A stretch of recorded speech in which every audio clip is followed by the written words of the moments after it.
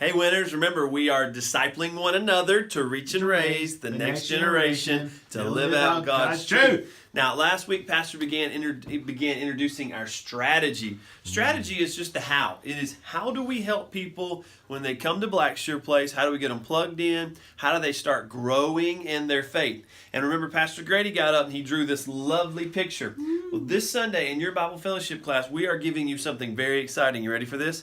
Napkins. What? Yeah, we're going to give every class member a napkin because we want you to practice drawing our strategy map. Ooh. You say, why is it important that your class be able to draw the strategy map? Because we want people, when they're talking to their friends and they say, why should I go to your church or how do I get involved? They can show them on a napkin at a coffee table or if they're over at their house, just show them real quick, hey, here's how you get involved in Blackshear Place. So again, remember, it is, first we want people to gather in worship. And from there we want them to grow in groups. And these leaves we put, Bible fellowship, that's a group. Woo. And then we put other groups. We've got a lot of groups that meet on Mondays, some meet on Wednesdays. And then we've got D groups. Those are those gender-specific groups that are high accountability groups that meet every week.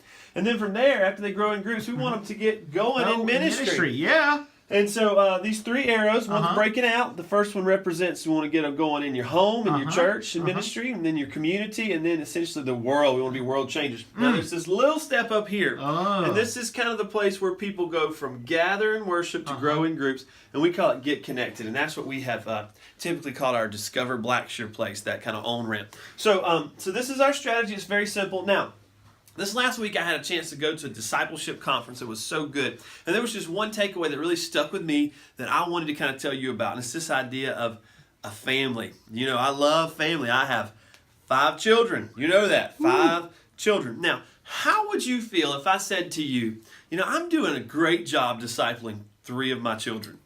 3 of my 5 children, man, I'm knocking it out. We are doing family devotional times, and they are growing in their faith. You'd probably say, well, what about the other 2? What about the other 2? Aren't the other 2 important? Aren't they Why important? aren't you discipling those other 2? Why aren't you investing in the other 2?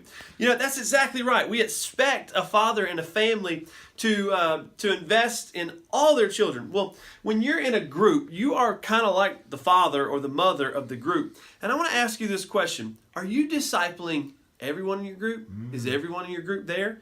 Do you miss them when they're not there?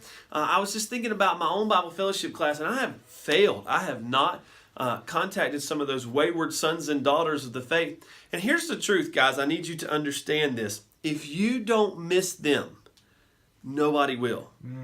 I'm probably not going to know they're not there. Brother Sterling, Pastor Jeff, Pastor Grady, they're not going to know that these people are missing. Unless they're just somebody that's a leader and involved, they're not going to know. But you have to know.